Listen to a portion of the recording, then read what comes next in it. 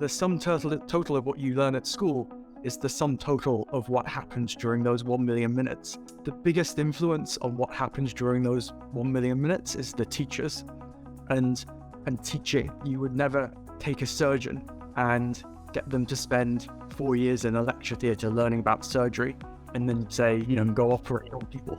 Often the countries that are doing best are the ones spending the least, and the ones that are spending the most are not doing quite so well. Fenton, I can't wait to start this interview. I'm so excited to actually talk about this topic about education. So Fenton has spent the last 12 years working with the government around the world to help them improve education and health outcomes. Before founding, how do you pronounce your name of the company? We accept all pronunciations. So I say Acasus.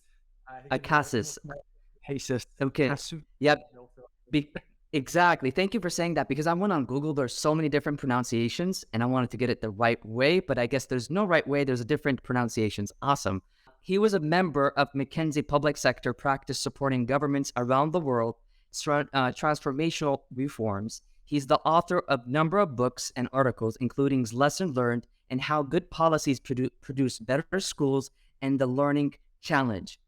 Fenton studied Arabic at the University of Oxford and has lived in Pakistan, the United Emirates, Syria, Cyprus, Bahrain, and the United Kingdom. And there's, of course, many other countries, also Saudi Arabia. And I can't wait to talk about specifically education and where's education taking us further in the 21st century. So Fenton, please go ahead and introduce yourself. And I'm so excited. Thanks, Hassan. It's a real pleasure to be talking to you today. And as you said, I spent a long time now working with different governments, first on education, actually now a lot of work in the healthcare sector as well. And as you mentioned, I founded a company and we have about 150 people working around the world now, helping governments really make a difference to citizens' lives. And the work is very focused on how do you actually make change happen on the front line. It's very easy to go in and write a report that lists all of the problems and then lists a whole lot of recommendations and then say, job well done. But actually the hard part is not figuring out what to do. It's actually getting it done in a way that really makes the lives of citizens better on the front lines. So that's what I spend my days doing at the moment. That's awesome, man. Just a couple things before we begin. Specifically, we're talking about the lessons learned and how good policies, understanding the policies that need to be produced to have better schools, and how could we move that forward in the next decades for our next generations. Because myself, I went to different schools. I went to schools in Saudi Arabia. I went to international schools. I came to the States. I went to another school here in the States in high school, because we're talking specifically about high school between the age of 4 to the age of 18. And between that time, there's around 1 million minutes. Is that correct? Is around 1 million minutes that is spent in school. Is that correct, Fenton? Roughly, yeah. If you start school at age 4 and leave at age 18, order of magnitude, you spend about 1 million minutes in classrooms. And the key point there is when you think about education, the sum total of what you learn at school is the sum total of what happens during those 1 million minutes. And so, a lot of reforms people are changing, financing structures or governance or all kinds of other things of the system, but they're not actually changing what's happening during those 1 million minutes. And then you don't get a change in outcomes. So if you want to make education better, it's not enough just to play around with the structure of the system, although that can be important at times, but you've got to change the experience of those 1 million minutes and also try and get the experience of those 1 million minutes consistent across the whole system. That's awesome. And just knowing the minutes of how many minutes we have, it puts more pressure of actually, what could we actually do between that time and this specific time, which is awesome. Now, before we get into your story, I want people to understand that are listening to this, because for me, when I read your book, this is for a dozen of different kinds of people, executives, entrepreneurs, mostly parents that have, babies that are just about to get to school. And because it just saves so much time in understanding how education could affect the next generation. And really understanding it from a point of view of data, because you're a guy that loves data, because data improves a lot of things. So I would like for you to talk about the main problems, the top problems that we're facing in our educational system, because I think I want people to hear the problems and then we could navigate from there. And obviously the problems vary a lot around the world. So there's a big difference between, what the challenges are in say sub-Saharan Africa versus what the challenges are in say the Middle East versus what the challenges are in Europe or the US. And if you go back to those 1 million minutes, the biggest influence on what happens during those 1 million minutes is the teachers and teaching. So what are those teachers doing? And so a lot of the challenges are around how do you make sure you're getting the right people into teaching. And that's not just academics, but it's things like people with a growth mindset who are learning from their mistakes, things like this. It's about how do you then train those people? Historically, a lot of teacher training has been quite theoretical and academic. The analogy sometimes I use is that you would never take a surgeon and get them to spend 4 years in a lecture theatre learning about surgery and then say, go operate on people. There's a kind of practical apprenticeship where you're working with other experienced surgeons and learning how to do surgery versus, and obviously this is changing now, but in lots of places, that's exactly how teacher training works. You study pedagogy for 4 years, and then maybe you do a little bit of work experience in a school, but then you're put in front of a group of maybe 30 kids and just told to go start teaching. So, and then obviously there's not just that initial training, but training during the career. And then the third one I pick up on is leadership. We know this in all organizations, but in education, we know that about 25% of the variation in how much kids learn comes down to the effectiveness of the person in charge of the school. So there's this huge kind of leadership effect.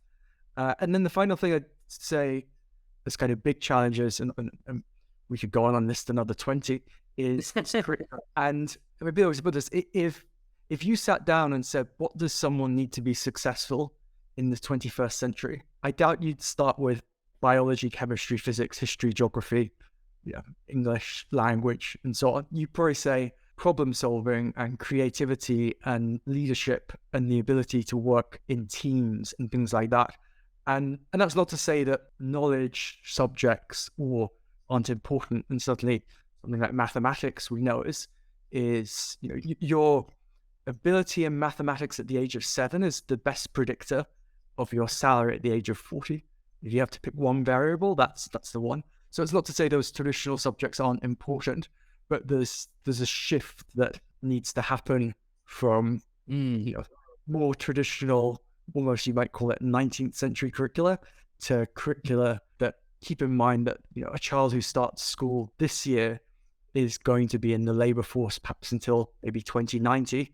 And so you need to prepare people not just for the 20th century, but you need to start preparing them almost for the 22nd century at this point. That's awesome. And these are the main challenges we're facing, either beginning of history or actually right now that we're speaking about the main challenges. Is that correct, Fenton?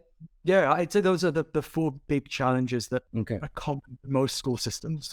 So how do you get the right teachers? How do you develop them well? How do you put in place good school leadership? And then how do you put in place a 21st century curricula? And based on the information that you have is, 91% of the kids are now in school. And however, many are not learning the way they should be learning. But the good news is that what you have developed, and based on the data, the good news at the first time in history, we know what to do about it. Because in your book specifically, you talk about, I read this, and there's good leaders and bad leaders that, hide these policies that are hidden about education. And we do not want to improve these specific policies for some sort of reason. Can you talk more about that?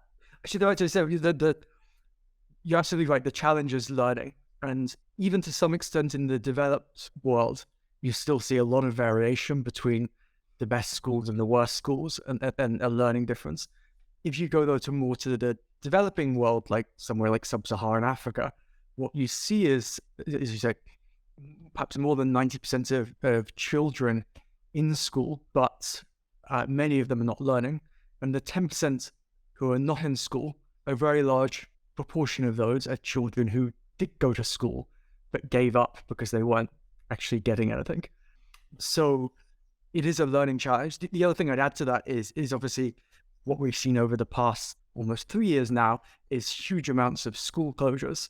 And so you also at the moment have a whole generation of children who, in addition to the original problems, have now missed out on a year or sometimes even 2 years of schooling.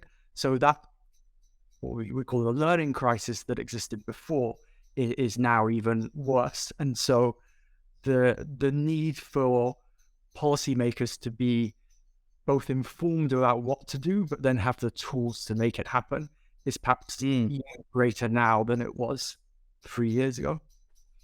That's awesome. I mean, it's just fascinating in how it's evolving and how the company and the team are evolving these practices and these policies to develop better schools around the world. And every culture is different. Every, policy is different, and you have to adopt in different ways. So that's really fascinating. And I want to go deeper on the main problems that we talked about in the beginning. But before we do that, the emerging science of how to improve schools is, like you said, it's emerging. Despite of the increase of numerous reforms for a few schools, systems perform very well. So the way, one of the main problems that the first one as a solution, we know is that spending more money and employing more teachers does not help as much. Can you talk more about that? Because that's one of the first things that you talk about in your book. So please talk about that more. And how is that? If you can expand on that a little bit. Yeah, so if you look at countries that are roughly comparable in terms of their level of development, they often spend quite different amounts of money on education per student. And often the countries that are doing best are the ones spending the least, and the ones that are spending the most are not doing quite so well. That's not to say that you don't necessarily need more money into education. It's just that the way in which whatever funding you have is spent is massively more important than the amount of funding you have. And it links actually to the point you mentioned about teachers, which is that a lot of research has shown that class size doesn't have a big impact on learning, particularly below certain thresholds, which is very counterintuitive. Like most, obviously if you have 3 children, that's better than 30, but between say 25 and 30, there isn't a big difference. And if you think about it, back to the million minutes, your experience of the million minutes isn't going to be dramatically different if there's an extra 5 kids in the room between 25 and 37. But then if you decide that you're going to have a lot more teachers, probably you're going to have to pay them less because you've got a budget, and the more teachers you have, the less you can pay each one, which means you're going to make teaching less attractive to people as a job. You're going to lower the status of teaching. You also need a lot more teachers. If I have to hire 10,000 teachers, as long as I've got a good hiring process, by definition, I'm going to end up with worse teachers than if I had to hire 5,000. And those teacher effects are actually really big. So the kind of small benefit of having smaller class sizes is massively outweighed by the fact that that means you need to hire a lot more teachers and pay them less. So you have this kind of quite counterintuitive effect there, which is, the more teachers a country has, often the lower its learning levels go. Wow. And I saw on the graph in the book, just that graph about spending more money is not the answer. And I saw, the highest performing school, Korea, that we had, and I saw in the graph, it's fascinating that it has less teachers, but higher performance. And also, you're talking about Finland and New Zealand spend less than most other developed countries, which is so fascinating. Yeah, exactly. And obviously you said this a little while ago, but each of these systems is different, and you have to factor in culture a little bit and so on. Although again, culture isn't decisive. You see, if you look at, say, Norway, Sweden, and Finland, and obviously those are different countries with different cultures, but they're broadly similar. But their performance is very, very different on educational tests, but for various other reasons. But yeah, so the this kind of politician's answer perhaps sometimes of like, let's just spend more money and hire more teachers isn't the one. You actually have to go in and start fixing the details of the system and how the system is working, particularly around those themes of teachers' leadership and curriculum. Very, very interesting. And, when we talk about hidden academic journals or, the political, controversy and popular opinion, why are they hiding? And is there what's hidden, and why should it be hidden or put on the side, or let's be quiet about it, let's not talk about it? Why is that really happening when we really need to embrace the knowledge, the information in today's world? I guess there's two parts to that. I mean, education is always a political subject insofar as obviously every parent and a large share of parents, voters in the country are parents. They care about education. And then, teachers are obviously a massive constituency. They're obviously one of the largest professional groups in any country, and often through unions, often with very good intentions. I mean, making teachers' lives better is part of making teachers better, but they can become a political force. And then I think the other thing I'd pull out is if you go back, say, 25 years, we have very poor information on which school systems were good and which school systems were bad. So we didn't know that Finland was better than Sweden, and we didn't know that Singapore was better than Malaysia, at least not in an empirical way. And we didn't have big data sets that you could then analyze to try and figure out why those things are. And probably a key moment in this whole thing is 2001, when the first PISA study came out. And there were comparative studies before that, but PISA was a big deal. And this is kind of an international test where they tested students across, I think now it's about 60 countries, in a comparable way. And we're able to use that data to say, hang on, this country is doing better, this country is doing worse, these policies make a difference, and so on. And what that meant is that education reform could go from something that is purely political, where, people have opinions and there's no data to tell you whose opinion is right or not, so it just becomes a political debate, to a situation where certainly now you can resolve a lot of questions about what is the right thing to do by looking at the data. But perhaps the debate about education hasn't necessarily caught up yet with that shift of going from, if you like, a political art to a science. Obviously, there are still limitations to that and to tell you about everything that's important in education. And there are limitations to the data, and not everything that is important in a child's education could be measured on a test. But there is that kind of transition. Perhaps the political debate hasn't caught up with it yet. That's it's fascinating. And thank you so much for sharing that. There's so many different nuggets to, I hope the audience, parents and executives, entrepreneurs are listening to this, because there's so much small nuances in what you're saying that makes the whole difference in our local schools or in our, whatever city that we live in, and how we could develop better schools. And, here is like, the whole thing is like, we can spend less money and have higher performance, which is so fascinating. Now, the second thing that, you talk about is that the key to transforming learning in schools is changing what happens inside classrooms. A child who starts school at age 4 and graduates at 18, like we said, spends 1 million minutes at school. What do they learn and how they learn it? The sum of what they learn during each of those 1 million minutes is so important, because, time is just, suddenly the kid is 18. So can you please expand on that and, just educate us around what that means and where is that actually going in the 21st century? Children who are growing up in families where the parents themselves weren't well educated versus children who are growing up in houses where people have, master's degrees and PhDs. Like, if I start school at, say, age 4, the learning gap is already like 1 or 2 years. And so particularly for like the poorest kids, if you don't catch that up quickly, then they just sort of fall further and further behind. You think about what banks look like in the 1960s and then what banks look like today. A lot of schools in 2022, if you walk into a classroom, it kind of looks like it did in 1960.